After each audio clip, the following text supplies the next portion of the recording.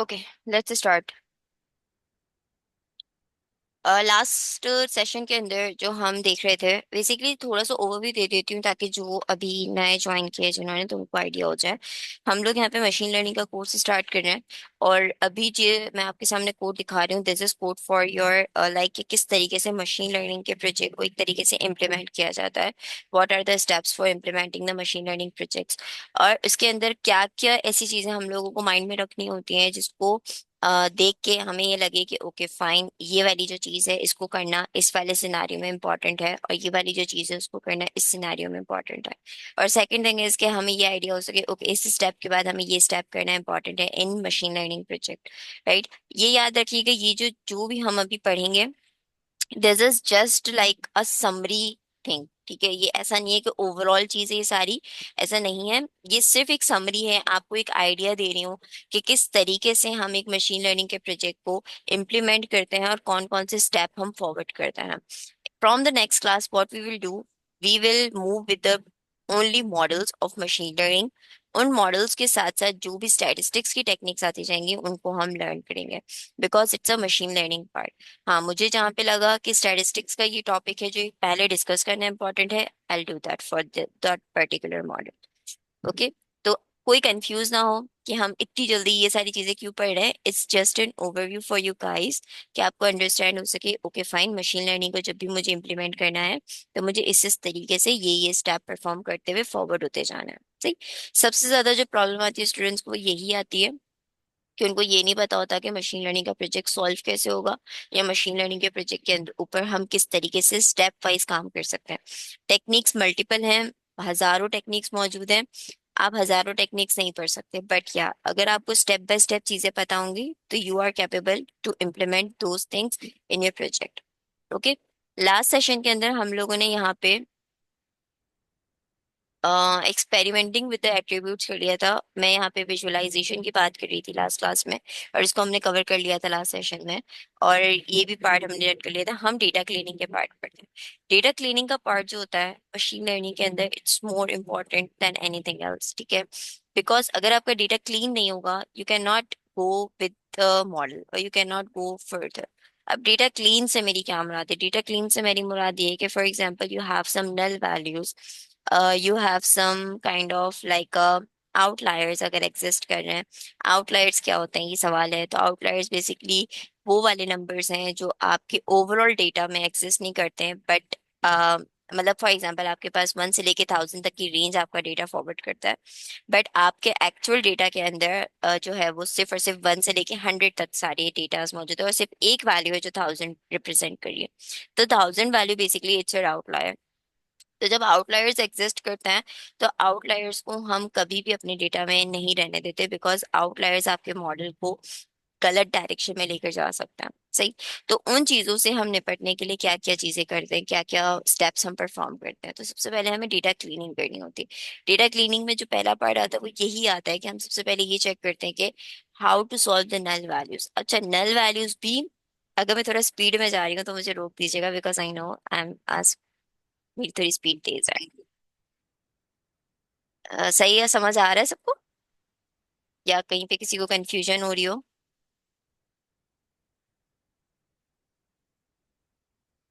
Yes. Okay. Basically अगर मैं cleaning की बात करूं, तो क्लीनिंग के अंदर सबसे पहले हमारे माइंड में एक ही बात आती है, जो कि ये आती है कि नल वैल्यूज क्लीन करना। ठीक है। क्लीनिंग में नल वैल्यूज नहीं होती हैं, या ये कहना कि कोई वैल्यू एग्जिस्ट नहीं करती उसको करना, ऐसा नहीं होता। क्लीनिंग के अंदर ये भी होता है कि आपने आपके डेटा को जज करना होता है कि आपका जो डेटा है वो एग्जैक्टली वो चीज शो कर भी रहा है जो उसको शो करनी है। Let me give you the example. For example, मेरे पास एक डेटा है रोड एक्सीडेंट ट्रैफिक का। ठीक है, अब रोड एक्सीडेंट ट्रैफिक के अंदर आई वांट टू आइडेंटिफाई कि जो ड्राइवर है वो कौन है, मेल है, फीमेल है, क्या है। सही। अब मेल या फीमेल ड्राइवर मुझे आइडेंटिफाई करना है, और मेरे उस कॉलम के अंदर एक वैल्यू ऐसी आ जाती है जहाँ पे कुछ भी नहीं लिखा हुआ, लाइक कुछ नैन वैल्यू है, वो एक तरीके से ना फीमेल है ना मैन है। अब मैं क्या करूंगी उधर? ठीक है, मैं किस तरीके से उसको सॉल्व करूंगी?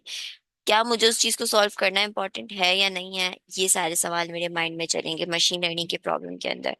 ये जब हम सोचते हैं कि क्या मुझे सॉल्व करना इंपॉर्टेंट है या नहीं है, या मुझे वैल्यू को डालना इंपॉर्टेंट है या नहीं है, वहां पे ही हमें हमारे सॉल्यूशंस फाइंड आउट करने होते हैं। अब मुझे, अगर मैं आपको ये सिनेरियो देती हूँ कि मेरे पास सिर्फ एक वैल्यू है जो कि नैन है उस पर्टिकुलर कॉलम के अंदर, so what do you think, what should I do according to you? मुझे क्या करना चाहिए, एक अगर मैं एक ह्यूमन हूँ और मैं ऐसे डेटा के साथ काम कर रही हूँ तो? एनीवन? मतलब आपके पास डेटा होता तो आप क्या करते हैं?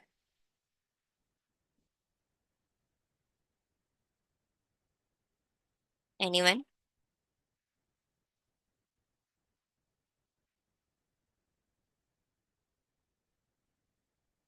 कोई नहीं बताना चाहेगा कि वो क्या करते हैं उस डेटा के साथ? एग्जैक्टली हुरैन, इग्नोर करते हैं हम, बिकॉज हमारे पास सिर्फ एक ही डेटा है।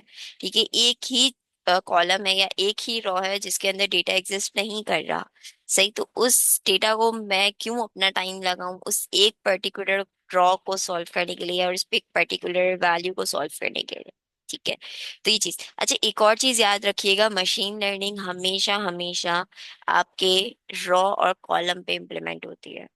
सही है, क्योंकि ड्रॉ और कॉलम में हम लोग इस तरीके से कर रहे होते हैं कि ज्यादातर हमारे रॉ और कॉलम के ऊपर काम होता है। रॉ और कॉलम की अगर मैं बात बताऊं तो आपका डेटा हमेशा कुछ इस तरीके का होगा।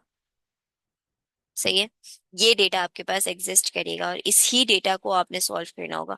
बहुत बहुत बहुत कम सिनेरियो ऐसा होता है कि इमेजेस के ऊपर भी हम मशीन लर्निंग इम्प्लीमेंट करते हैं। लेकिन वो जो मशीन लर्निंग हम इम्प्लीमेंट करते हैं उसके अंदर एक पर्टिकुलर हमारे मॉडल्स होते हैं जिनको हम इमेजेस के ऊपर भी लेकर जा सकते हैं।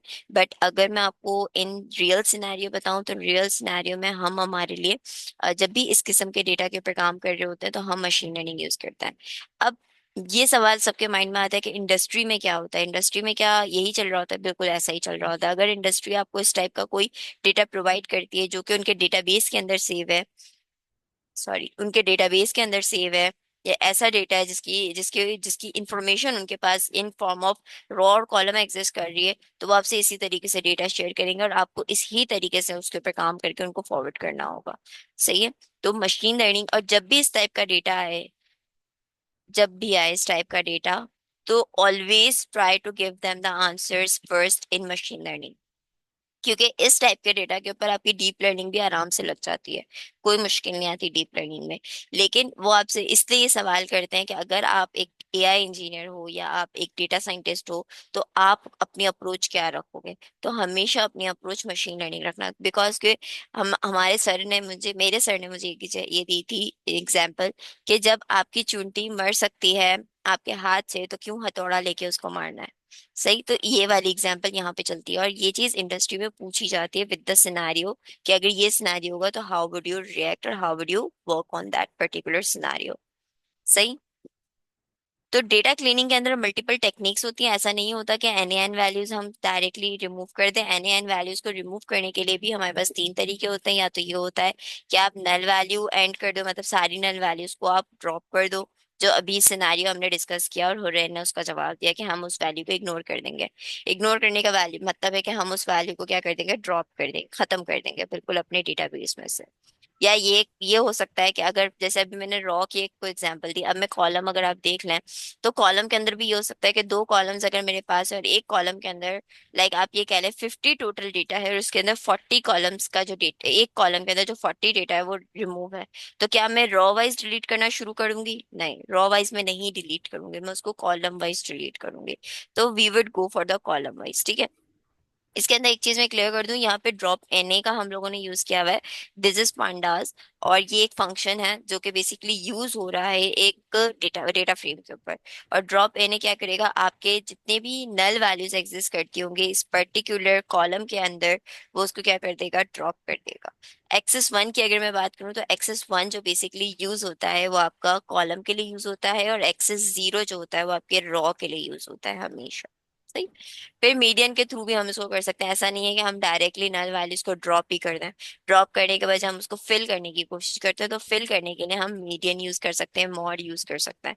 एक ये तरीका होता है मीडियन को यूटिलाइज करने का, कि आप उस पर्टिकुलर कॉलम को गेट करो और उस पर्टिकुलर कॉलम के ऊपर ही मीडियन लगा दो। और दूसरा तरीका होता है फिल एन, जो कि हमें पांडास प्रोवाइड करता है कि आप अपनी नैन वैल्यूज को फिल कर लो। अच्छा, नैन वैल्यूज को फिल करने के लिए मीडियन भी है, मीन भी है, मॉड भी है, फॉरवर्ड भी है, बैकवर्ड भी है, ये सब आप पांडास के अंदर पढ़ के आए हुए हो। तो I don't need to go for that. Simple imputer is the technique of statistics. ठीक है, ये वो टेक्निक है, जस्ट लाइक अ रिग्रेशन। ठीक है, रिग्रेशन क्या करता है कि बेस्ट फिट लाइन क्रिएट करता है, और बेस्ट फिट लाइन क्रिएट करने के बाद आपको अलाउ करता है कि आप अपने किसी भी अननोन एक्स के ऊपर वाई को प्रिडिक्ट कर सकते हो। राइट। सेम वही होता है कि अगर हमारे पास कोई नैन वैल्यूज एग्जिस्ट करती हैं, तो ये क्या करता है, वो उस पर्टिकुलर कॉलम से रिलेटेड एक स्ट्रेटेजी बनाता है, और उस स्ट्रेटेजी की बेसिस पे, और वो स्ट्रेटेजी हम डिफाइन करता है। ठीक है, हम बोलते हैं कि इसको स्ट्रेटेजी कौन सी बनानी है, मीन की स्ट्रेटेजी बनानी है, मीडियन की स्ट्रेटेजी बनानी है, मोड की स्ट्रेटेजी बनानी है, ये हम बताते हैं। और वो स्ट्रेटेजी के साथ ही क्या करता है, उस पर्टिकुलर कॉलम के ऊपर जितनी भी नैन वैल्यूज आती जाती है उसको फिल करना शुरू कर देता है। सही। तो इम्प्यूटर का जो फायदा होता है वो ये होता है कि इंस्टेड ऑफ लाइक कि हम इस तरीके से एक एक करके यूज करें, ये एक स्टैटिस्टिकल वे में आपको क्या बोलते हैं, सॉल्व करके देता है नैन वैल्यूज को। तो इससे आपको आसानी हो जाती है चीजों को हैंडल करना, और आपको ये अश्योरिटी हो जाती है कि okay fine, we are using some statistical formula, और उसी फार्मूले के थ्रू ही हमारी नैन वैल्यूज सॉल्व होनी है। सही। हाँ, एवरेज निकाल के भी फिल करते हैं। मीन जो होता है ना, बेसिकली यहाँ पे मैंने मीडियन लिखा है, अगर मैं मीन लिख दूं तो mean is average by the way. तो हम मीन आपको यूज कर सकते हैं, यहाँ पे भी हम मीन लिख सकते हैं, इसमें कोई वो नहीं है कि हम मीन नहीं लिख सकते, लिख सकते हैं आराम से। सही। और इसको यूज करने का तरीका बताया हुआ है कि किस तरीके से आप इसको यूटिलाइज कर सकते हो। जब ये वाली नोटबुक कंप्लीट हो जाएगी, I will share this notebook with you guys, so आप इसके कोड को गो थ्रू कर सकते हो। ठीक है। देखो, ये कंप्यूटर अपने फीचर्स बता रहे हैं कि मैंने इन फीचर्स के ऊपर अपनी टेक्निक को यूज करना है। ये सारे फीचर्स जो आ रहे हैं ना, फीचर्स बेसिकली वही कॉलम्स है जो हम इम्प्लीमेंट करने के लिए इसको दिए हुए डेटा फ्रेम से हमारे गए हुए हैं। और ये स्टैटिस्टिकली सारी चीजें हमें बता रहे हैं कि अच्छा, फॉर द लॉन्गिट्यूड मेरे ये वैल्यू निकली है, फॉर द लैटिट्यूड मेरी ये वैल्यू निकली है, फॉर द ईच वैल्यू ये यहाँ पे शो करता चला जा रहा है। सही। ओके, कांस्टेंट भी आप कर सकते हो, देखो मोस्ट फ्रीक्वेंस भी आप कर सकते हो, फ्रीक्वेंट भी आप कर सकते हो, ये रही स्ट्रेटेजी टेक्निक। इसके अलावा आप कर सकते हो मीन की स्ट्रेटेजी कर सकते हो, तो ये सारी चीजें आप इम्प्लीमेंट कर सकते हो। ठीक है। अदर इम्प्यूटर भी हैं, जैसे हमने यहाँ पे सिर्फ सिंपल इम्प्यूटर यूज किया है, इसी तरीके से अदर टेक्निक्स भी हैं जो इम्प्यूटर की टेक्निक्स कहलाती है, जैसे के एन एन आप बहुत जगह सुनोगे, के नियरेस्ट नेबर आपकी हर टेक्निक के अंदर मौजूद होता है। आपका मॉडल भी होता है के नियरेस्ट नेबर, आपका इम्प्यूटर भी होता है, इवन आपकी फीचर इंजीनियरिंग के लिए भी के नियरेस्ट नेबर यूज हो रहा होता है। इसका जो मेन जर्नल आइडिया होता है वो ये होता है के नियरेस्ट नेबर का, कि फॉर एग्जांपल आपके पास लेट सपोज 10 डॉट्स हैं, और 10 डॉट्स में आपके 5 डॉट्स एक क्लास को बिलोंग करते हैं, और 5 डॉट एक क्लास को बिलोंग करती है। ये समझ है कि 5 डॉट रेड है, 5 डॉट ग्रीन है। ठीक है। अब ये जो दो चीजें हैं, इससे तो हमें पता चल गया कि ओके फाइन, ये रेड है, ये ग्रीन है। अब एक डॉट में कहीं पे भी लगा दूं और मैं बोलूं कि इसकी ये कौन से सॉरी ये कौन से मतलब अ, आप कह लो कि क्लस्टर से ये बिलोंग करता है, रेड से बिलोंग करता है, ग्रीन से बिलोंग करता है। ठीक है, ये क्लस्टर की मैं बात करें, तो आप क्या करोगे, आप ये चेक करोगे कि वो जो डॉट है वो किसके सबसे ज्यादा नजदीक है, किस क्लस्टर के सबसे ज्यादा नजदीक है। ठीक है। तो इस वजह से वहां पे फिर हम क्या करते हैं, के नियरेस्ट नेबर यूज करते हैं। के नियरेस्ट नेबर हमेशा हमेशा इसीलिए यूज होता है कि उसको इस चीज का आइडिया हो जाता है कि मुझे अपने सबसे ज्यादा करीबी जो पैटर्न मेरे सामने है, या मेरे पास पास जो पैटर्न्स हैं, मैं उन्हीं को ही लेते हुए आपको आंसर प्रिडिक्ट करूं। अगर मैं इसको रियल सिनेरियो पे लेकर आऊं ना, लेट सपोज हम अक्सर कहते हैं कि अच्छी सोहबत जो है वो अच्छा आपको एक इंसान बनाती है। तो आपकी अच्छी सोहबत ये होती है, आपके नेबर, आपके जिन लोग जिनके साथ आप रह रहे होते हो, जिनके साथ आप बातचीत कर रहे होते हो, आपके फ्रेंड्स, आपकी फैमिली, आपके ये सब क्या होता है, आपके क्लोज होते हैं। जब भी आपके क्लोज होते हैं तो उनका जो एक असर होता है वो आपके ऊपर आ रहा होता है। सेम थिंग जो है वो के नियरेस्ट नेबर पे चल रही होती है, और ये हर जगह पे यूटिलाइज हो रहा होता है। आप इसका अगर मॉडल भी आगे जाके पढ़ोगे तो उसके मॉडल के पीछे जो जर्नल एक कॉन्सेप्ट है वो यही कॉन्सेप्ट है इसके अंदर। और के जो है, के बेसिकली आपको ये इम्प्लीमेंट करवाता है, ये वर्ड है के। के इज समथिंग, जब भी आप के का वर्ड सुनो ना, अब मशीन लर्निंग के अंदर किसी भी टेक्निक के साथ, के क्रॉस वैलिडेशन या के फोल्ड के साथ, किसी भी टेक्निक के साथ अगर आप के सुनो, सो दैट्स मीन वो आपको अलाउ कर रहा है कि आप नंबर ऑफ टाइम्स आप उसको डिफाइन कर सकते हो। फॉर एग्जाम्पल यहाँ पे के नियरेस्ट नेबर है, मतलब वो आपको कह रहा है कि मुझे बताओ कितने नियरेस्ट नेबर्स मैं अपने देखूं, 10 देखूं, 5 देखूं, 4 देखूं, 3 देखूं, कितने देखूं।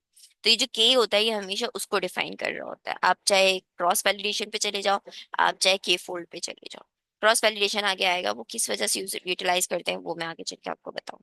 तो उसके लिए आप यूज करते हो के। और यहाँ पे के एन एन इम्प्यूटर भी है, तो के एन एन इम्प्यूटर आपको आसानी से समझ आ रहा होगा कि इंस्टेड ऑफ कि वो मीन मीडियन की स्ट्रेटेजी के साथ जाए, वो क्या करेगा, अपने नेबर के एलिमेंट्स को चेक करेगा, अपने नेबर के वैल्यूज को चेक करेगा, और अपनी नेबर वैल्यूज में से ही फिर आपको आपकी एक न्यू वैल्यू अरेंज करके देगा। सही है। Okay, so then we have, okay, ये तो वो था तरीका जिसमें हम डेटा क्लीनिंग का पार्ट कर रहे थे कि किस तरीके से हम डेटा क्लीन कर सकते हैं। अच्छा, डेटा क्लीनिंग के अंदर हमारे पास टेक्स्ट भी आता है। कभी ऐसा नहीं होता कि हमारे पास हमारा जो डेटा है, ये जो डेटा है ये कंप्लीटली न्यूमेरिकल हो। अगर आपके पास न्यूमेरिकल डेटा है, आप समझें आपकी आधी से ज्यादा लाइफ आसान है। सही है। लेकिन अगर आपके पास न्यूमेरिकल नहीं है और कैटेगोरिकल डेटा है, अल्फाबेटिकल डेटा है, तो आपको उस पर्टिकुलर डेटा के ऊपर काम करने की जरूरत है। जैसे हमारे पास ये पर्टिकुलर एक कॉलम है जो कि नियर बाय, और ये कैटेगोरिकल कॉलम है, ठीक है। ये न्यूमेरिकल नहीं है। जब कैटेगोरिकली काम होता है तो उसका काम थोड़ा सा डिफरेंट हो जाता है, क्योंकि हमें उसके टेक्स्ट को या उसके वर्ड्स को हैंडल करना होता है। तो अब वो कैसे हैंडल होंगे, वो इस तरीके से हैंडल होते हैं कि उसके लिए भी हमारे पास मल्टीपल टेक्निक्स आती हैं। ये मल्टीपल टेक्निक्स हमें इम्प्लीमेंट करनी होती है before our model, you can say कि हमारे मॉडल को फिट करने से पहले या हमारे डेटा को मॉडल को पास करने से पहले हमें ये टेक्निक्स यूज करनी होती है। आप सबको मॉडल तो पता है ना, what is the model, everyone knows ना।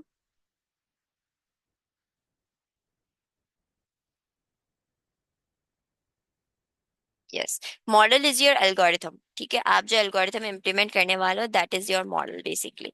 सही, तो मॉडल में कंफ्यूज नहीं हो गया है जब भी मैं आपसे बात करूं मॉडल की। सही, ठीक है।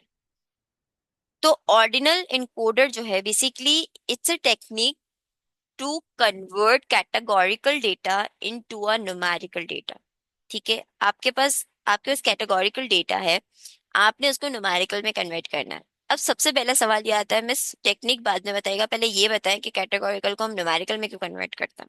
ठीक है, रीजन ये होता है कि जो भी आप मशीन लर्निंग का मॉडल यूज कर लो, आप चाहे लीनियर रिग्रेशन करो, आप चाहे पॉलिनॉमियल रिग्रेशन करो, आप चाहे डिसीजन ट्री करो, आप चाहे रैंडम फॉरेस्ट करो, आप चाहे कुछ भी कर लो यूज मशीन लर्निंग के अंदर, मशीन लर्निंग कभी भी, मशीन लर्निंग के मॉडल्स या एल्गोरिथम्स कभी भी कैटेगोरिकल वैल्यू एक्सेप्ट नहीं करते हैं। वो अगर आप उनको कैटेगोरिकल वैल्यू दोगे भी तो वो आपको कहेंगे we can not work on the categorical value or a string value, we can say we cannot work on the string value, please convert it into numerical value। ये एरर बकायदा आ जाता है।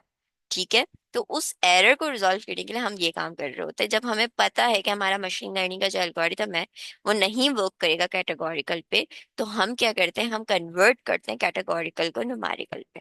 सही, तो न्यूमेरिकल पे कन्वर्ट करने के लिए एक ये तरीका होता है ऑर्डिनल इनकोडर।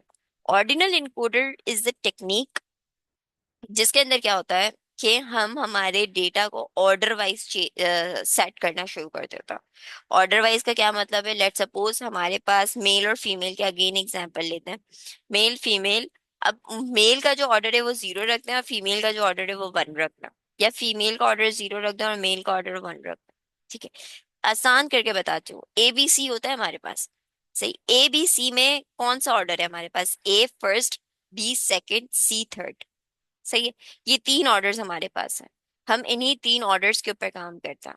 सही है, 1 2 3 इस तरीके से। तो हमारा क्या होगा, ए कन्वर्ट हो जाएगा 1 के अंदर, बी कन्वर्ट हो जाएगा 2 के अंदर, सी कन्वर्ट हो जाएगा 3 के अंदर। कभी भी ऐसा नहीं होगा कि सी कन्वर्ट होगा 1 पे, बी कन्वर्ट होगा 3 पे और ए कन्वर्ट हो जाएगा 2 पे, ऐसा नहीं होगा। वो हमेशा ऑर्डर वाइज चलेगा। जब हमें इस किस्म के डेटा को के ऊपर काम करना होता है, जहां हमें होता है कि हम ऑर्डर वाइज चलें, तो फिर हम ऑर्डिनल इनकोडर यूज करते हैं, जहाँ पे हम ऑर्डर वाइज उन चीजों को सॉल्व करते हैं। ठीक है। अब देखें, अगर मैं आपको ओशन प्रॉक्सिमिटी की वैल्यूज बताऊं, तो ओशन प्रॉक्सिमिटी की वैल्यूज हमने देखी थी, ये। ठीक है। ओशन प्रॉक्सिमिटी के अंदर फर्स्ट ये <1 ocean, inland, near ocean, near by ocean, near by island. अब ये तीन हमारे पास एक तरीके से, और अगर आप देखो तो हम इसको अल्फाबेटिकली ऑर्डर में कन्वर्ट करके इसके ऊपर ऑर्डिनल इनकोडर लगा सकते हैं। ऑर्डिनल इनकोडर अगर हम लगाएंगे, तो मुझे बताओ किसको 0 मिलेगा और किसको 4 मिलेगा? कोई मुझे बताएगा? अल्फाबेटिकल वे में।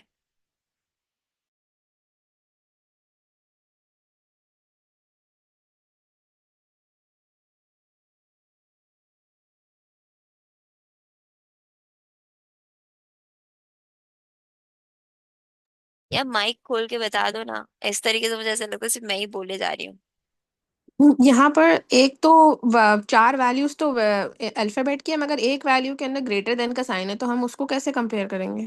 ग्रेटर देन के लेस देन का? Less than sorry. हाँ, तो लेस देन सबसे एंड में जाता है। जब आपके पास कोई भी इस तरीके के स्पेशल कैरेक्टर्स होते हैं, वो हमेशा एंड पे जाता ठीक है, तो फिर अगर हम इसमें देखेंगे तो जो अल्फाबेट पहले आता है, यानी कि आई पहले आता है, तो आई एन से पहले आता है, तो आई हमारे पास होगा। और आई और एन और एस में जो एन पहले आता है शायद। है। हाँ, एन एम पहले एन आता एम है, तो पी के। इनलैंड इनलैंड इनलैंड जो होगा वो जीरो होगा। 0 होगा, एग्जैक्टली, इनलाइन आपका 0 होगा। ठीक है। इस तरीके से हम अलाइन करते हैं चीजों को। गुड। मलिहा, मलिहा ही थी ना?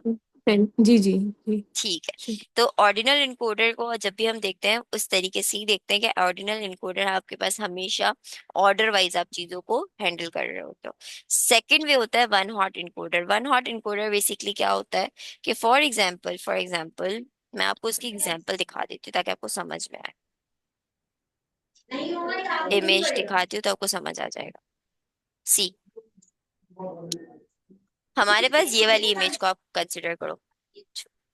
ये वाली इमेज जो है ना, इसको कंसिडर करो आप सब। सही है। अब देखो इसमें क्या हो रहा है। इसमें ये हो रहा है कि आपके पास ये आपका बेसिकली एक, समझो कि मेल और फीमेल है। अभी इसको छोड़ दो, मैं इसकी बात कर रही हूँ। समझो आपके पास एक कॉलम है, या ये समझ लो, चलो आपके पास एक कॉलम है। ठीक है। और कॉलम जो है उसके अंदर मेल और फीमेल आ रहा है। सही। वन हॉट इनकोडिंग क्या करता है कि उन्हीं जितनी आपके पास वैल्यूज आ रही होती है, चाहे 4 वैल्यूज हो, चाहे 6 वैल्यूज हो, चाहे 10 वैल्यूज हो, चाहे आपके पास कितनी ही वैल्यू क्यों ना हो एक पर्टिकुलर कॉलम के अंदर, वो हर एक वैल्यू का एक पर्टिकुलर कॉलम बनाना शुरू कर देता है। ठीक है। यहाँ पे तीन मेरे पास यूनिक वैल्यूज हैं। उन तीनों का क्या करेगा, कॉलम बनाना शुरू कर देगा। सही। मेरी स्क्रीन नजर आ रही है ना आप सबको?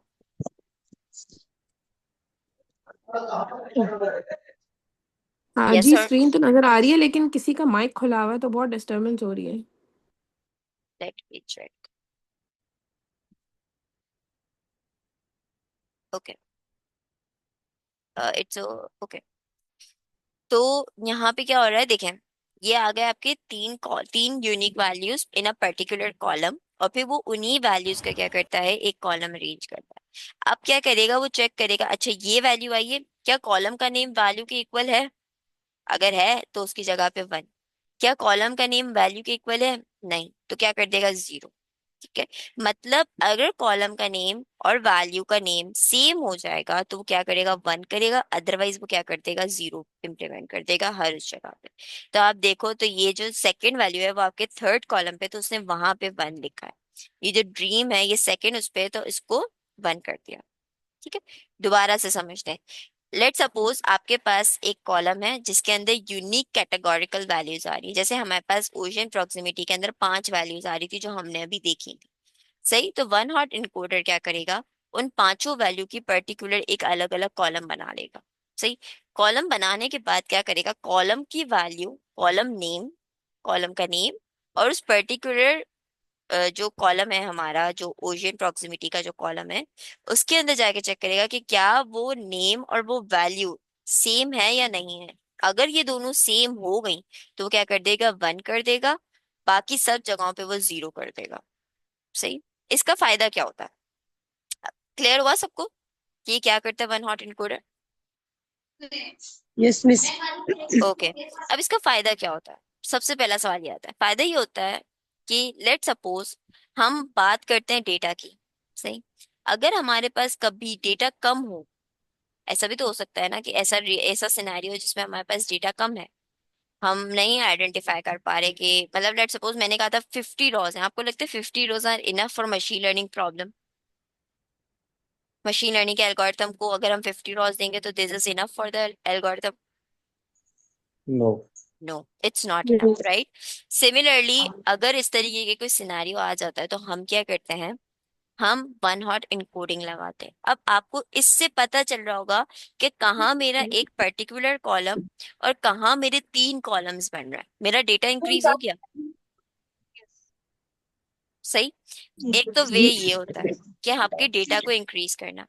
दूसरा, मेरे डेटा के अंदर अपने आप को म्यूट कर लें सब प्लीज, ठीक है। एक तो ये हो गया कि मेरे डेटा को इंक्रीज करना। दूसरा, अगर आप ये वाला कॉलम देखो, इस कॉलम में मल्टीपल यूनिक वैल्यूज एग्जिस्ट करती हैं, 1 2 3, ठीक है। मल्टीपल यूनिक वैल्यूज से इस कॉलम के अंदर एक कॉम्प्लेक्सिटी एग्जिस्ट करती है। सही कि आपके एक ही कॉलम के अंदर मल्टीपल वैल्यूज हैं और मल्टीपल वैल्यूज का अपना अपना एक इम्पेक्ट है आपके आउटपुट के ऊपर, राइट। वो जो एक कॉम्प्लेक्सिटी एक पर्टिकुलर कॉलम में एग्जिस्ट करती है, उस कॉम्प्लेक्सिटी को हम सॉल्व कर देते हैं with this one hot encoder. अब आप मुझे बताओ, इस कॉलम को अंडरस्टैंड करना ज्यादा आसान है या इन इस कॉलम को अंडरस्टैंड करना ज्यादा आसान है? आप बताओ, 1 0 ज्यादा आसान है हमारे लिए या पर्टिकुलर एक कैटेगरी हमारे लिए आसान है? 10। 1 0। 10 वाली। एग्जैक्टली। तो हमने क्या किया, हमने हमारे कॉलम की जो कॉम्प्लेक्सिटी थी उसको क्या कर दिया, आसान कर दिया। उसके अंदर हमने एक एक है ना, ये कह लो सिंपल सॉल्यूशन की तरफ हम मूव कर गए। तो इसके लिए हम वन हॉट एनकोडर यूज करते हैं, ठीक है।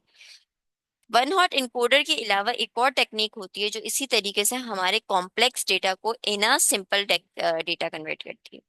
अब मैं एक एग्जांपल देती हूँ। एग्जांपल मेरी ये है कि लेट सपोज आपके पास एक कॉलम है जिसके अंदर सिर्फ 2 ही यूनिक वैल्यूज हैं। लेट सपोज फीमेल और मेल मेल वाली एग्जांपल है। यही दो हमारे पास कह लो कि यूनिक वैल्यूज एग्जिस्ट करती हैं एक पर्टिकुलर कॉलम में। सही। अगर मैं उस पर वन हॉट इनकोडिंग लगाऊंगी तो हमारे पास एक 2 कॉलम्स जनरेट हो जाएंगे और वो हमें 1 0 1 0 1 0 करके देंगे। सही। इसकी जगह पे मैं कहती हूँ, मैं यूज कर लेती हूँ ये लेबल इनकोडिंग। ठीक है, लेबल इनकोडिंग क्या करेगा भाई, लेबल इनकोडिंग मुझे कह रहा है अच्छा ठीक है आपके पास कम यूनिक वैल्यूज हैं, लाइक 2 और 3 यूनिक वैल्यूज हैं, तो मैं एक काम करता हूँ, मैं इसको एक पर्टिकुलर नंबर के बिहाइंड छुपा देता हूँ। फॉर एग्जाम्पल मेरे पास मेल है, मैं मेल को 1 कर देती हूँ, फीमेल है फीमेल को मैं 2 कर देती हूँ। सही। मतलब मेरा कैटेगरी है उसको मैंने एक पर्टिकुलर नंबर के बिहाइंड छुपा दिया। सही है। अब क्या मेरा डेटा आसान हो गया, क्योंकि मेरे पास तो 2 ही वैल्यूज थी। मैं 2 वैल्यूज चाहे इनकोडर लगाऊं तो भी मुझे पर्टिकुलर कॉलम में 2 ही वैल्यूज मिलेंगी, अगर मैं लेबल इनकोडिंग लगाऊं तब भी मुझे 2 ही वैल्यूज मिलेंगी। तो अब मुझे बताओ मेरे लिए कौन सी वैल्यू आसान हो जाएगी इस पर्टिकुलर सिनेरियो पे, वन हॉट इनकोडर वाली या लेबल इनकोडर वाली? लेबल इनकोडर समझ दोनों आया? दोनों बराबर होंगी। आसान कौन सी होगी सबसे ज्यादा? बराबर तो होंगे labelling. Obviously. Exactly, label. Labelling हमारे लिए आसान हो जाएगी। One hot encoding. Exactly, label encoding हमारे लिए आसान हो जाएगी, क्योंकि लेबल इनकोडिंग में क्या हो रहा है देखो, वन हॉट इनकोडिंग में वो भी हमें 2 वैल्यूज तो बता रहे हैं एक कॉलम के अंदर, एक पर्टिकुलर कॉलम के अंदर 2 वैल्यूज तो हमारी आ ही रही हैं। तो लेबल इनकोडर भी तो यही कह रहा है कि ठीक है 2 वैल्यूज है, मैं उसके पीछे आपको 2 नंबर दे देता हूँ, बस आप 2 ही नंबर पे खेलो।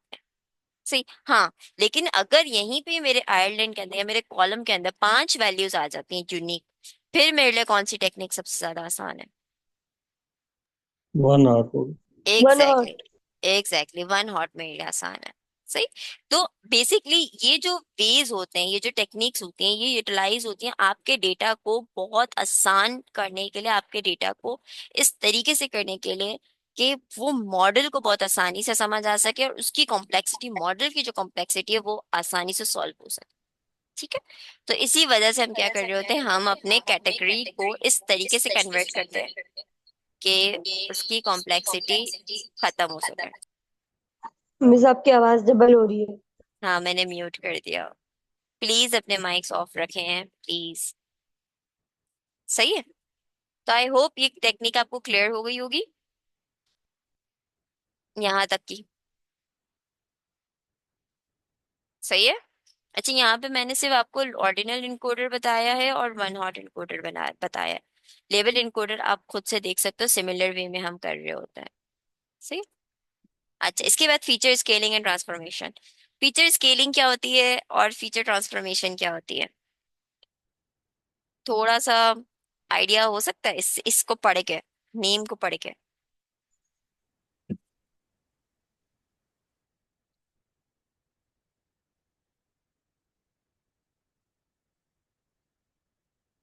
फीचर स्केलिंग मैम, ये जो सारे जितने भी हमारे पास फीचर होते हैं उनको एक मखसूस स्केल में, मतलब जो बहुत ज़्यादा बड़ी वैल्यूज़ हैं उनको भी स्केल करके एक जैसी वैल्यू में कन्वर्ट कर लेते हैं ताकि मशीन के एल्गोरिदम को आसानी हो प्रिडिक्शन में। Exactly exactly. ये किसने बोला है? प्रकाश बोल रहा हूँ मैं।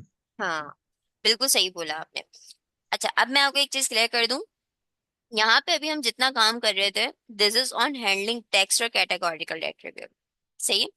जब मैं फीचर स्केलिंग की बात कर रही हूँ ना, फीचर स्केलिंग के अंदर आपके न्यूमेरिकल डेटा के ऊपर हम बात कर रहे हो। ठीक है। न्यूमेरिकल डेटा के ऊपर क्यों बात कर रहे हैं? मैं न्यूमेरिकल डेटा तो बहुत आसान है मशीन लर्निंग के लिए या मॉडल के लिए, हम क्यों न्यूमेरिकल डेटा के ऊपर काम करें? ये सवाल अक्सर स्टूडेंट्स के दिमाग में आता है। देखो, न्यूमेरिकल डेटा को भी हमें देखना उतना ही इम्पोर्टेंट है जितना हमें कैटेगोरिकल डेटा को देखना इम्पोर्टेंट है। एग्जाम्पल देती हूँ मैं आपको। लेट सपोज आपके पास एक कॉलम है जिसकी वैल्यूज शुरू होती हैं 1 से लेकर 10 लाख तक। ठीक है। और एक कॉलम है जिसकी वैल्यू शुरू होती है 1 से लेकर, सॉरी, 0 से लेकर 1 तक, या 1 से लेकर 10 तक। लेट सपोज 1 से लेकर 10 तक। मुझे ये बताओ, सबसे ज्यादा आसान कॉलम हमारे लिए कौन सा होगा, 1 से लेकर 10 लाख वाला या 1 से लेकर 10 वाला? एनीवन? 1 से 10 तक। 1 से 10 तक। क्यों आपको ये आसान लगा? क्योंकि आप उसको आराम से अंडरस्टैंड कर सकते हो, रादर देन 1 से 10 लाख पे। 1 से 10 लाख पे आप कंफ्यूज हो जाओगे कि यार 10 लाख वैल्यूज मेरे पास आने वाली है। सही है। ये 10 लाख में से कोई भी नंबर मेरे पास एग्जिस्ट कर सकता है। सही। लेकिन अगर आप 1 से लेकर 10 पे जाते हो तो 1 से लेकर 10 पे आपको पता है कि मेरे पास जो है नंबर आएगा वो कौन सा होगा, 1 2 3 4 या 1.5 2.5 2.3, इस तरीके के नंबर्स होंगे जो कि मुझे अंडरस्टैंड करना मेरे लिए इजी, और मैं उसको रिमेम्बर भी कर सकता हूँ या मैं उसको एक तरीके से इंडिकेट भी करवा सकता हूँ अपने पर्टिकुलर टारगेट कॉलम के अकॉर्डिंग। सही है। तो इसी सिनेरियो को देखते हुए हमारे पास एक ये वे निकलता है जिसको हम फीचर स्केलिंग और फीचर ट्रांसफॉर्मेशन कहते हैं। फीचर स्केलिंग और फीचर ट्रांसफॉर्मेशन इसी के लिए हम करते हैं ताकि हम अपने जो न्यूमेरिकल कॉलम्स हैं उनको आसान कर सकें।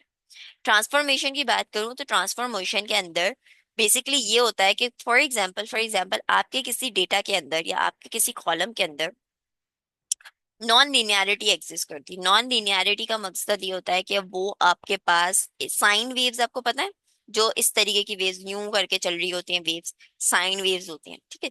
Sign waves are not your linear waves और ये नॉट अ लीनियर डेटा, वो आपका नॉन लीनियरिटी की तरफ थोड़ा सा शिफ्ट होना शुरू हो जाता है डेटा। ठीक है। जब इस टाइप का डेटा मेरे पास एग्जिस्ट करता है तो फिर मैं उसको कैसे हैंडल करूंगी, उसको हैंडल करने का वे क्या होगा, उसके लिए क्या टेक्निक हम यूज करेंगे। तो वहां पे भी ये ट्रांसफॉर्मेशंस हमें हेल्प कर रही होती है कि ओके फाइन, हम ट्रांसफॉर्म कर देते हैं to linear second linear data को वन लीनियर डेटा के अंदर। ठीक है। तो नॉन लीनियरिटी को हमें रिजॉल्व करने में ये ट्रांसफॉर्मेशंस हैंडल हेल्प कर रही होती है। आई होप इतना क्लियर हो गया होगा सबको।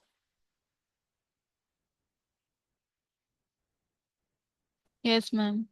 ठीक है। तो सबसे पहले आप देख ही रहे हो min max scaling. Min max scaling आपको खुद समझ आ गया होगा कि ये क्या होता है। ठीक है। मिनिमम वैल्यू और मैक्सिमम वैल्यू हम डिफाइन करते हैं, देखिए हम लोगों ने यहाँ पे डिफाइन की हुई है, और वो उसी रेंज के अंदर आपके कॉलम की तमाम वैल्यूज को क्या कर देता है, उसी रेंज में लाके सॉल्व कर देता है। ठीक है। उसी रेंज में कन्वर्ट कर देता है। सही। जो रेंज हम डिफाइन करते हैं हो सकता है जैसे 1 से लेके 10 लाख तक की हाँ, फर्स्ट टाइम पढ़ने वालों के लिए ये बहुत टफ है, लेकिन इतना ज्यादा टेंशन ना लें। ये सारी टेक्निक्स जो है ना, आप अपने पास लिख लें। With the passage of time आप ये सब जब इम्प्लीमेंट करोगे ना, तो खुद ही चीजें आसान होती चली जाएंगी। हम्म। ठीक है। अपने पास बस लिख लो, मेन पॉइंट्स लिखते चले जाओ, ताकि ये चीजें याद रहे कि ओके फाइन, ये हमने लिखा था। फिर आगे जाके जब आप यूज करोगे इसको, या आगे जाके जब हम एक्चुअली में इसको इम्प्लीमेंट करेंगे, तो आपको समझ आ जाएगा कि ये क्यों हमने किया था। अगर ये सबको कंफ्यूजिंग लग रहा है, तो मैं स्पीड में इसको करवा देती हूँ, सिर्फ टेक्निक्स बताती चली जाती हूँ कि क्या होते हैं, कैसे करते हैं, फिर वो हम इसको बाद में हैंडल कर लेंगे। सही है। तो मिन मैक्स का मतलब होता है कि आप मिनिमम और मैक्सिमम रेंज अपनी डिफाइन कर रहे हो और उसमें कन्वर्ट कर रहे हो डेटा को। स्टैंडर्ड स्केलर का मतलब होता है कि आपने एक स्टैंडर्ड वैल्यू डिफाइन कर दी है जीरो के लिए। देखो यहाँ पे लिखा हुआ है, हैव जीरो मीन, जो कि स्टैंडर्डाइजेशन वो होती है जिसके अंदर मीन क्या हो जाता है, आपका जीरो हो जाता है। ठीक है। अब ये कैसे हम करते हैं, ये पूरी पीछे स्टैटिस्टिक्स यहाँ पे चल रही होती है, जो स्टैंडर्ड स्केलर आपकी कर रही होती है। सही। फिर इसके बाद आइसोलेशन फॉरेस्ट। अच्छा, इसके अलावा भी टेक्निक्स होती हैं जो आप देख लेना आगे जाके, मैं सिर्फ दो यहाँ पे डिफाइन कर रही हूँ, बट फीचर स्केलिंग और फीचर ट्रांसफॉर्मेशन मैं आपको बता चुके हैं। अब आगे isolation forest. Isolation forest basically outliers को सॉल्व करने के लिए यूज होता है। आउटलायर्स क्या होते हैं, ये मैं आपको ऑलरेडी बता चुकी हूँ, जो कि स्टैटिस्टिकल टर्म है हमारी, और ये एक बहुत ही बुरी टर्म है। अगर आउटलायर आपके डेटा पे एग्जिस्ट करते हैं, तो you need to solve that. अब आउटलायर्स को सॉल्व करने के लिए भी आइसोलेशन फॉरेस्ट है। Isolation forest is nothing, it's a random forest thing. और रैंडम फॉरेस्ट जब हम पढ़ेंगे, उसी में ही आपको समझ आ जाएगा कि आइसोलेशन फॉरेस्ट क्या होता है। Isolation forest is a technique जो कि यूटिलाइज होती है आपके आउटलायर्स को हैंडल करने में। अच्छा, आउटलायर्स को in terms of machine learning हम एनोनमली डिटेक्शन भी कहते हैं। ठीक है। इनॉनिमली डिटेक्शन के अंदर ये चीज आती है। इनॉनिमली क्या होता है, ऐसी वैल्यू जो इनॉनिमस है ओवरऑल डेटा के अकॉर्डिंग। सही, तो उसमें हम ये यूटिलाइज कर रहे होते हैं। इसके अलावा फीचर स्केलिंग जो अभी ऊपर हम देख रहे थे, ये वही चीज है कि किस तरीके से हम फीचर स्केलिंग कर सकते हैं। लॉग के थ्रू भी कर सकते हैं, पॉपुलेशन के थ्रू भी कर सकते हैं। ये एक एग्जांपल है बेसिकली, कि अगर आपके पास पॉपुलेशन का डेटा है जो कि इस टाइप का डेटा एग्जिस्ट करता है, तो उसको हम कैसे लॉग इम्प्लीमेंट करके उसके डेटा को एक नॉर्मल डिस्ट्रीब्यूशन डेटा बना सकते हैं। ठीक है। परसेंटाइल के थ्रू कर सकते हो, मॉडलिंग का फेस आ जाता है फिर हमारे पास। अच्छा, यहाँ तक जब आप फीचर इंजीनियरिंग करते हो ना, feature engineering is your last step in your model machine learning project. ठीक है। उसके बाद आप जो स्टेप पे मूव करते हो, वो आप मॉडल के ऊपर जाते हो। जेड टेस्ट से कर सकते हैं, हाँ, जेड टेस्ट से आप आउटलायर्स को यूटिलाइज कर सकते हो, बिल्कुल कर सकते हो जेड टेस्ट से। ठीक है। मॉडलिंग का फेज आता है। मॉडलिंग के फेज के अंदर क्या होता है कि आप अपने मॉडल्स इंप्लीमेंट करते हो, linear regression, polynomial regression, multiple ways आप इंप्लीमेंट करते हो, मल्टीपल एल्गोरिथम्स आप इंप्लीमेंट करते हो। और ये एल्गोरिथम्स आपको तब पता चलते हैं जब आप अपने डेटा को अंडरस्टैंड करते हो। जब आप ये सारी चीजें कर लेते हो, तो फिर आपको इस वाले स्टेप के ऊपर कोई प्रॉब्लम फेस नहीं होती, अगर आपने ऊपर के सारे स्टेप्स अच्छे किए हैं तो। सही है। जब आप ये कर लेते हो, उसके बाद आप अपने मॉडल से प्रिडिक्ट करवाते हो। हमारा काम ही यही है, हमें प्रिडिक्शंस चाहिए। अच्छा, ये याद रखिएगा, AI always work on predictions. आपकी एआई हमेशा प्रिडिक्शंस पे काम करती है, हमेशा। ठीक है। कुछ प्रिडिक्शंस सही होती है, कुछ प्रिडिक्शंस गलत होती हैं, पर आप अभी तक की जितनी एआई उठा लोगे, वो सब प्रिडिक्शन है। इवन के जनरेटिव एआई भी आपकी प्रिडिक्शन है। नेक्स्ट वर्ड क्या होगा, दैट्स अ प्रिडिक्ट। ये कोड क्या होगा, दैट्स अ प्रिडिक्ट। ये ऐसे ये होना चाहिए, दैट्स अ प्रिडिक्ट। ठीक है। वो सब प्रिडिक्शन के ऊपर काम कर रही होती है, ये मैं आपको अभी से ही बता दूं। सही है। फिर हमारे पास ट्रांसफॉर्मर्स आ जाते हैं। ट्रांसफॉर्मर्स बेसिकली आपको अलाउ करते हैं कि आप अपने डेटा को, जिस तरीके से मैंने यहाँ पे लॉग ट्रांसफॉर्मर अप्लाई किया था, सिमिलरली इस तरीके से आप ट्रांसफॉर्म कर सकते हो अपने डेटा को, जो हम ऊपर देख चुके हैं। पाइपलाइंस आती हैं, पाइपलाइंस बनाते हैं हम, कि लेट सपोज हमारे पास हमारे डेटा के अंदर इम्प्यूटर की टेक्निक है और स्टैंडर्ड स्केलर भी है। ये पाइपलाइन क्या होता है, पाइपलाइन आपको बेसिकली ये होता है कि हमने यहाँ पे मल्टीपल स्टेप्स में काम किया ना, कि स्टैंडर्ड स्केलर लगाया, फिर मिनिमम मैक्सिमम लगाया, अलग अलग करके काम किया। ये करने की जरूरत ही नहीं है। आप क्या करो, आप एक पाइपलाइन क्रिएट करो और उस पाइपलाइन में डिफाइन कर दो कि मेरे मेरे डेटा को पहले इन इन टेक्निक्स के साथ पास आउट करो, एंड देन फॉरवर्ड करो मेरे मॉडल के अंदर। तो ये भी आप कर सकते हो, और ये हम करते भी हैं। सही। लेकिन ये बहुत बहुत बहुत कह लो, ये तब यूटिलाइज होता है जब आपको चीजें बहुत अच्छे से क्लियर हो कि ओके फाइन, ये वाली जो टेक्निक है ये वाकई में मेरे डेटा को हेल्प करेगी, तब आप इसको यूटिलाइज करते हो, अदरवाइज आप इसको यूटिलाइज नहीं करते कभी भी डायरेक्टली। सही है। तो पाइपलाइन भी हम बनाते हैं। फिर पाइपलाइन के बाद हमारे पास एक होता है hyper parameter tuning. Hyper parameter tuning क्या होती है? हाइपर पैरामीटर ट्यूनिंग ये होती है कि फॉर एग्जांपल अगर आपका मॉडल अच्छा परफॉर्म नहीं कर रहा, तो मॉडल के जो आर्ग्यूमेंट्स हैं उनको आप चेंज कर दो। That is your hyper parameter tuning. ठीक है। अच्छा, मॉडल इटसेल्फ अ फंक्शन और इटसेल्फ अ क्लास। तो क्लास और फंक्शंस के अंदर हम एट्रीब्यूट्स और आर्ग्यूमेंट्स पास कर सकते हैं। आर्ग्यूमेंट्स जब हम पास करते हैं तो उन आर्ग्यूमेंट्स को हम चेंज भी कर सकते हैं। तो उस तरीके से पे क्या हो जाता है, आपकी हाइपर पैरामीटर ट्यूनिंग हो जाती है। और हाइपर पैरामीटर ट्यूनिंग का जो मकसद होता है बस वो यही होता है कि आपके जो मॉडल की जो प्रिडिक्शंस हैं उनको बहुत अच्छे से अच्छा कर सके। अच्छा, अब मुझे कैसे पता चलेगा कि प्रिडिक्शन सही आ रही है या गलत आ रही है? That's also a question. उसको इवेलुएट करने के लिए हमारे पास ट्रेनिंग एंड इवेलुएशंस आती हैं। ये सबसे एंड में हम इम्प्लीमेंट करते हैं मॉडल इवेलुएशन। ठीक है। ये आप हर जगह सुनोगे, इवन इंटरव्यूज के अंदर भी आप ये सुनोगे कि अगर रिग्रेशन का मेरे पास मॉडल है या रिग्रेशन का मेरे पास एक प्रॉब्लम है, तो उसकी मॉडल इवेलुएशन मैं किस तरीके से करूंगा या करूंगी। मॉडल इवेलुएशन होता है कि आप अपने मॉडल को टेस्ट कर रहे हो कि कितना परसेंट वो सही है और कितना परसेंट वो गलत है। 90% आपके मॉडल ने सही आंसर दिया या 70% आपके मॉडल ने सही आंसर दिया, तो आप मॉडल इवेलुएशन कर रहे होते हो। मॉडल इवेलुएशन में बहुत आसान है, ये फिर से स्टैटिस्टिक्स है।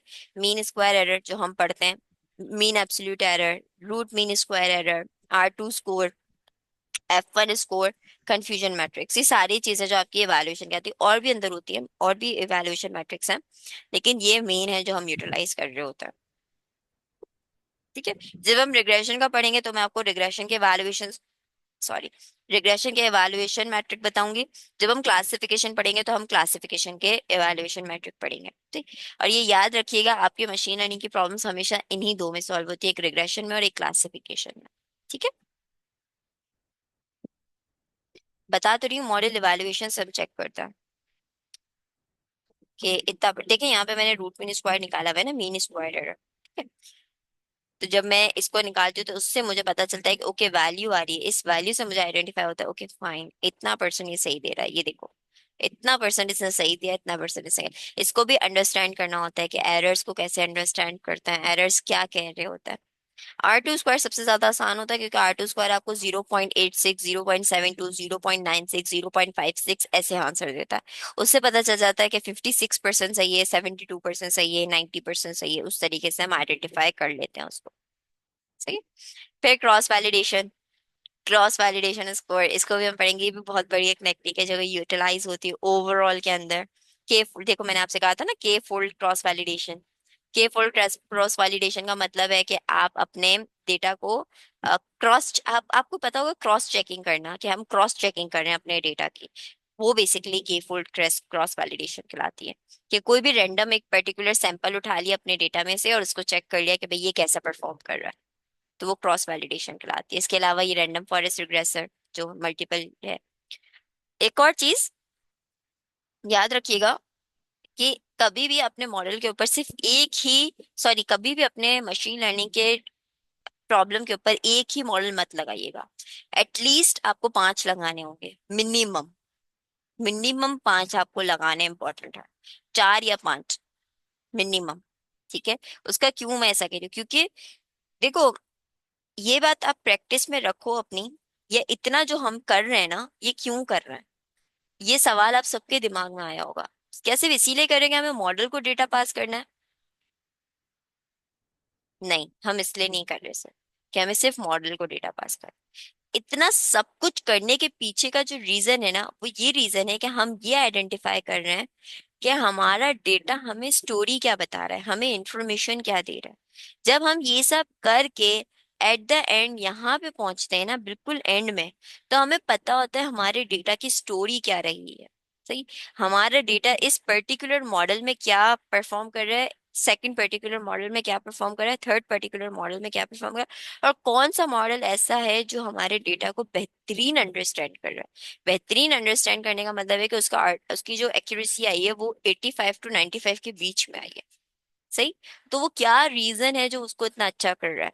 हम हमेशा रीजंस पे काम करते हैं रादर देन हम ये बोलने कि हमें ये भी आता है, हमें वो भी आता है। रीजंस जितने अच्छे रखोगे अपने, उतना अच्छा मशीन लर्निंग का प्रॉब्लम आप सॉल्व कर सकते हो।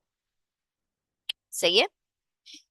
तो ये सारी चीजें उसी के लिए हम कर रहे हैं कि मैंने आपसे जो कहा कि 5 मॉडल आपको इम्प्लीमेंट करने हैं, वो रीजंस के लिए इम्प्लीमेंट करने हैं कि आपके पास एक सॉलिड रीजन हो कि ये ही मॉडल क्यों अच्छा है मेरे इस कॉलम के लिए, या यही मॉडल मेरा क्यों बेस्ट परफॉर्म कर रहा है इस पर्टिकुलर डेटा के लिए। सही। तो ये रीजंस के लिए होता है। और आप अगर 4 से 5 मॉडल को कंपेयर करवा दोगे in front of the team या in front of the industry board managers और इंडस्ट्री एक्सपर्ट्स, तो आप अपने आप को बहुत अच्छे से डिफेंड कर पाओगे उनके साथ। Because as a data scientist और AI, as an AI engineer, आपको अपने आप को डिफेंड करना होता है थ्रू डेटा। जितना अच्छा डेटा अंडरस्टैंड करोगे उतना अच्छा अपने आप को डिफेंड कर पाओगे। सही है। और सवाल बहुत बुरे आते हैं, बिलीव मी, बहुत बुरे सवाल होते हैं। इतने बुरे सवाल होते हैं कि आप एंड में पागल हो जाते हो कि यार ये भी कोई बंदा सोच सकता है। ठीक है। तो यार दैट्स इट। और मैं हाइपर पैरामीटर ट्यूनिंग की जो मैं बात करी थी, hyper parameter tuning is basically called as fine tuning your model. ये जो मैंने यहाँ पे लिखा हुआ है। सो इस तरीके से आप कर रहे हो। तो अगर मैं आपको एक बिल्कुल आसान उसमें दिखाऊं, let me share again. Can you see my screen? Yes, ma'am. ये बहुत आसान है। ठीक है। देखो इसके अंदर बताया हुआ है, पहले प्रॉब्लम स्टेटमेंट बतानी है, जो कि मैं आपको ऑलरेडी पहले बता चुकी थी। प्रॉब्लम स्टेटमेंट के अंदर आपको आइडेंटिफाई करना है कि आपका यूज केस क्या है, किस तरीके की प्रिडिक्शन है। फिर आप आइडेंटिफाई करते हो रिग्रेशन है, क्लासिफिकेशन है, स्ट्रक्चर्ड आउटपुट है कि नॉन अनस्ट्रक्चर्ड आउटपुट है, जो मैं आपको ऑलरेडी बता चुकी। ये सारे सवाल आप पहले अपने कवर करते हो। ठीक है। फिर आप क्या करते हो, अब आप स्टार्ट करते हो, सबसे पहले इंपोर्ट करोगे, उसके बाद आप ईडीए परफॉर्म करोगे, प्रोसेसिंग करोगे, फिर फीचर सिलेक्शन, फीचर इंजीनियरिंग करोगे, और देन आप अपनी मॉडलिंग करोगे। मॉडलिंग के बाद आप अपनी हाइपर पैरामीटर ट्यूनिंग करोगे, और हाइपर पैरामीटर ट्यूनिंग के बाद अगर आपको लगता है स्टिल कि मैं अपने मॉडल को और अच्छा कर सकता हूँ, तो फिर आप एक्स्ट्रा चीजें परफॉर्म करोगे। ठीक है। तो ये ओवरऑल आपका पूरा का पूरा एक बिहेवियर रहता है। अब इसको किस तरीके से कर सकते हो, ये सारी चीजें मैंने यहाँ पे डिफाइन की हुई है। कि अगर डेटा आपका यूनिवेरिएंट एनालिसिस पे, तो आप कैसे करोगे, मल्टीवेरिएंट एनालिसिस पे तो कौन से विजुअलाइजेशन आप यूज कर सकते हो, ये सब मैंने यहाँ पे डिफाइन किया हुआ है। तो I share this with you guys. तो आप इसको चेक कर सकते हो। देखो फीचर सिलेक्शन के अंदर मैंने कहा था मल्टीपल है, तो देखो सिलेक्ट के best, select percentile, select from module, select from model. ठीक है। क्लासिफिकेशन स्टैटिस्टिक्स मैंने आपसे कहा था कि क्लास इस तरीके से हम यूटिलाइज कर सकते हैं। पी वैल्यूज जो आपको मुझसे पूछ रहा था, तो हम वो भी कर सकते हैं इसके अंदर। सही है। बेसलाइन मॉडल्स, ये सारे मॉडल्स हैं जो आप पढ़ोगे अभी। ये सारे linear regression, logistic, linear, SVM, ये सब आपके मॉडल्स हैं, जिनमें से 2-3 मैं आपको अभी डिफाइन भी किए थे मैंने आपको, कि डिसीजन ट्री हम पढ़ेंगे, रैंडम फॉरेस्ट पढ़ेंगे। सही। और फिर उसके बाद हम अपने मॉडल को चेक करते हैं अंडर फिटिंग और ओवर फिटिंग पे। ठीक है। अंडर फिटिंग और ओवर फिटिंग क्या होती है मैं आपको बताऊंगी। ये फीचर इंजीनियरिंग का एक वे है। जो मैं आपसे क्लस्टर की बात करी थी, दैट इज योर क्लस्टर। देखो अलग अलग कलर का क्लस्टर बना हुआ है। अब अगर आप लेट सपोज कि कोई एक डॉट लगा दो और उसको बोलोगे मैं किस क्लस्टर से बिलोंग करता हूँ, तो वो कैसे आइडेंटिफाई होगा, वो रेड के नियरेस्ट नेबर से आइडेंटिफाई होगा। सही। ये सारी चीजें मैंने यहाँ पे लिखी हुई हैं, आप इसको पढ़ लेना और अंडरस्टैंड कर लेना। फिर कोई प्रॉब्लम आए तो मुझसे पूछना, मैं बता दूँ। सही। मॉडल एवेलुएशन मैट्रिक्स ये रहे सारे, क्लासिफिकेशन के ये रहे, रिग्रेशन के ये रहे, जो मैं आपको ऑलरेडी बता चुकी हूँ। Explainable AI is a new thing, not for like me, but मतलब ये बहुत लाइक ऐसे कह लो कि ये 2018 और 19 की इजाद है।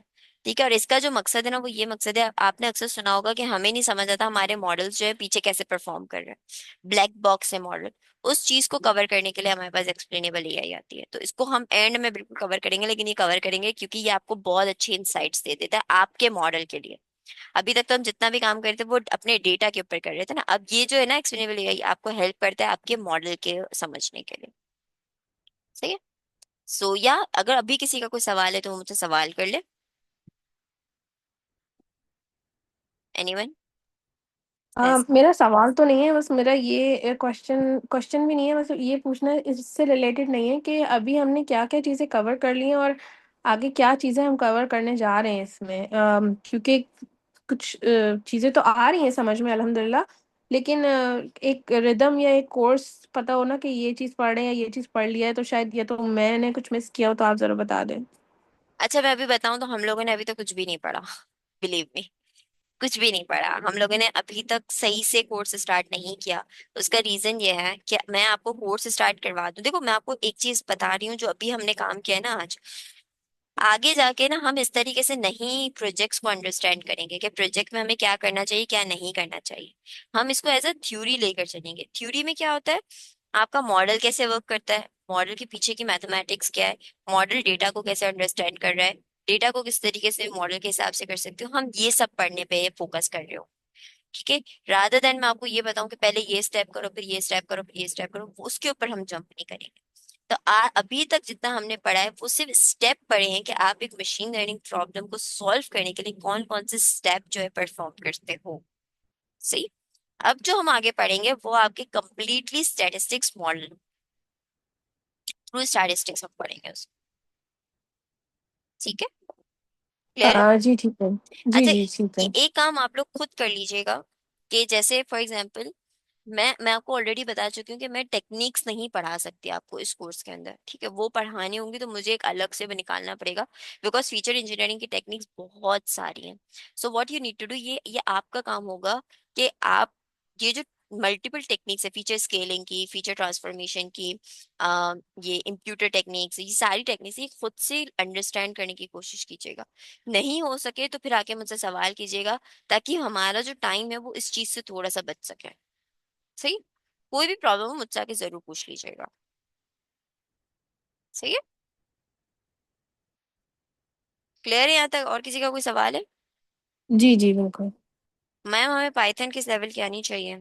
आपको पाइथन में क्लासेस आनी चाहिए, बिना क्लासेस के आप नहीं कर पाओगे।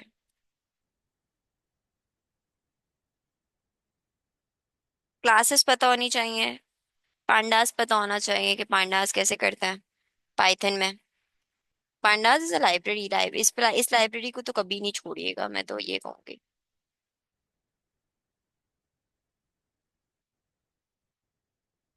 ठीक है, आगे कंटिन्यू करें या आज के लिए इतना काफी है? एनीवन? इसमें मैडम स्टार्ट किस लेवल की करवाएंगी? स्टेट्स किस टाइप की इतना होगी? काफी है। इतना काफी है, मुझे पता है। थक गए हो ना आप लोग सब। खैर, स्टेट्स जो होगी ना वकास, स्टेट्स में बेसिकली कवर करने की कोशिश करूंगी जो कि हमारे मॉडल्स के अंदर आती है। मॉडल्स के उस पे लाई करती है ना, अ, जो मॉडल से रिलेटेड होगी ना स्टेट्स, हम वो कवर ज्यादातर करेंगे। सही है। और मेरे ख्याल से ज्यादातर स्टैटिस्टिक्स हम कवर कर लेंगे, मुझे जहां तक इंशाल्लाह। लगता है। तभी मैं आपसे कह रही हूँ कि आप लोग जब पढ़ के आओगे ये टेक्निक्स वगैरह, तो उससे मुझे आइडिया हो जाएगा, okay fine, this topic we need to discuss. ठीक है, क्योंकि स्टैटिस्टिक्स बहुत बड़ी है, मशीन लर्निंग भी मैं इटसेल्फ बहुत बड़ी है। मैं कह रहा था कि जो हमारे टेस्ट वगैरह हैं, जी टेस्ट हो गया, टी टेस्ट हो गया, नोवा वगैरह, ये वो हम हाइपोथेसिस इधर टेस्टिंग के अंदर आता है। जी वो इधर अप्लाई करेंगे। सी टेस्टिंग वगैरह हाँ मैं कोशिश करूंगी कि मैं अप्लाई करवाऊँ। स्केलिंग वगैरह में। हम्म। हम्म। बिल्कुल। जी टेस्टिंग आपके आउटलायर्स और उसके अंदर यूज होती है, टाइम सीरीज एनालिसिस के अंदर। सही है। ठीक है। हाँ मैं कोशिश कर लूंगी कि एक एक या तो ये कर लेंगे, हफ्ते में 3 क्लास है, तो हम लोग स्टैटिस्टिक्स भी देखते चले जाएंगे और मशीन लर्निंग भी साथ साथ देख लेंगे, इस तरीके से कर लेंगे। अस्सलाम वालेकुम। बस मुझे एक राइट मसला। बात पूछनी थी आपसे। बोलो। बस ये